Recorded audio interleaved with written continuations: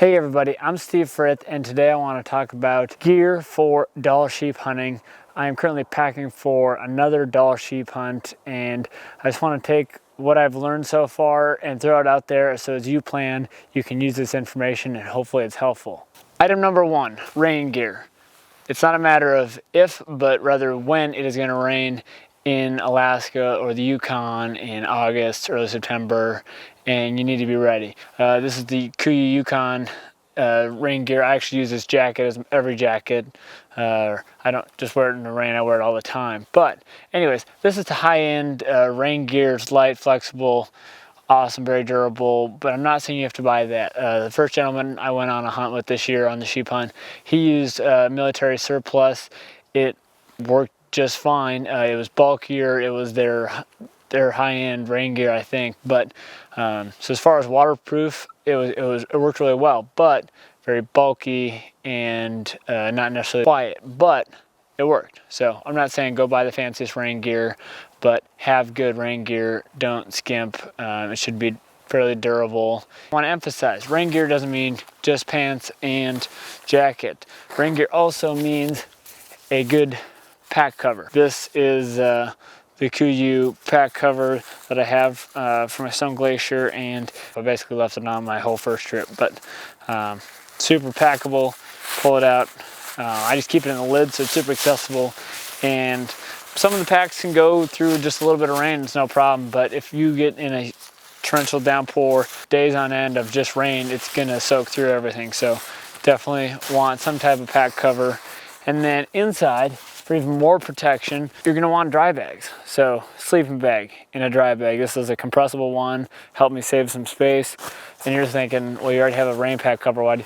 You just never know if you're gonna fall in a creek, if you're gonna just, your rain pack cover is gonna tear. The worst thing you can have is your sleeping system soaking wet. That'll ruin a hunt. Clothes, you wanna keep dry clothes, so if you get everything soaked from rain. This is a roll top Kuiu, it's for my electronics. This is my battery, a dry bag. This is a zip, a little more easily accessible. Be prepared for straight downpour for several days. It's gonna rain, and once you get wet, you can't dry it very easily. So, number one item, rain gear. Item number two, Garmin or some type of satellite communication device. I have the Garmin InReach. The first season I've been using this, and it's been outstanding. I don't know, some people are gonna say, I'm trying to get away from being able to text or just get away from my phone. I just want to be out in nature. Totally get it, but this is more for the comfort of my wife and friends and family to know I'm okay. They can also track. I send them a link, and then they track everywhere I'm going, so they can just see that I'm moving. Most important, SOS button, especially with sheep hunting. You just never know what's going to happen. This gives you, it could save your life to have that option. So I would definitely not leave with some type of satellite communication. The Garmin InReach system worked very well. The Iridium network seems to work great. I haven't had any issues sending out texts. So, number two, satellite communication device. Item number three, footwear. And I have the Mendel's Alaskan Hunter and then the Kuiu Gators. And for footwear, it's most important to find the one that fits your feet the best. So I'm not saying everybody go out and buy Mendel's or Scarpas, Crispies, Kenetrex, whatever. There's a bunch of good brands out there. Try and figure out what fits your foot. I have wide feet. I bought these Mendel's in wide. They've been great. Cabela's has a pretty good warranty as well. So there's that. And then also Gators. I would definitely not leave without Gators. Kuiu, where their Gators are awesome. I know a lot of people that love them, as well as Outdoor Research, good Gators. I have some other Cabela's ones. They're a little bulkier. These are streamlined, a little less noisy. But basically, the most important part is being able to do creek crossings and go through a little water and not have to worry about getting your boots wet. Once your boots are wet, you're pretty miserable, and the guy I went with, his boots got wet and it was miserable. I was comfortable.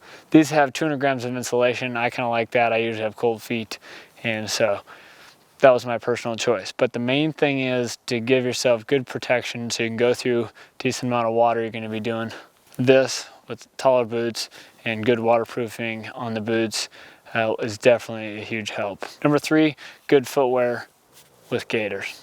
Item number 4, trekking poles. I would not leave the house without trekking poles on a sheep hunt, and these are like $30. I'll see if I can find the link, but these are not expensive trekking poles, and they work great. It's not so much when you're going in, you're hiking, you got 50, 60 pounds in your pack, you're doing a 10-day hunt. You know, that's pretty manageable. You might be able to do that without trekking poles, but it is when you put 100 pounds on your pack, on your back, in your pack, that trekking poles are going to make a huge difference. Stability, you're a little top heavy, your body's not used to that. These are going to work. You can, you know, wherever you are, you can put down and have 4 points of contact. What I'm saying is these are $30 or something like that. I would not leave without the trekking poles. Number 5, lastly, good optics. I run the Vortex system. This is 65mm spotting scope.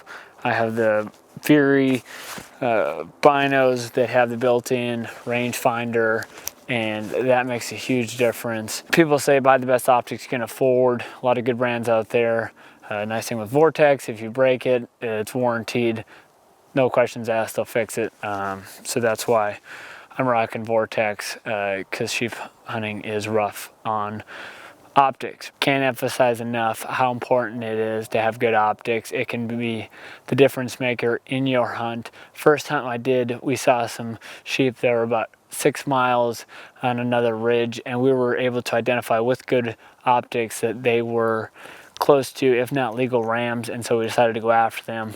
And if you didn't have good optics, you just think, well, they could be 3/4, they could be, you just don't know. And so that helps you give a confidence so that you don't hike 12 miles like we did, and then you find out, hey, those aren't legal. So that can be the difference maker. And then once you do get in close, you want to be 100% confident that it is either legal or illegal. You want to be able to identify if you're shooting a legal ram. So good optics, these binos can be the difference maker and quickly making that decision.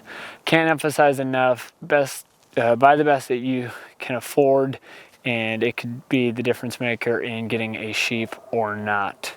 So number 5 is good optics. I know none of this was earth-shattering, but these are the items that I would say emphasize on making sure you have good quality items, and for sure bringing all of these items with you.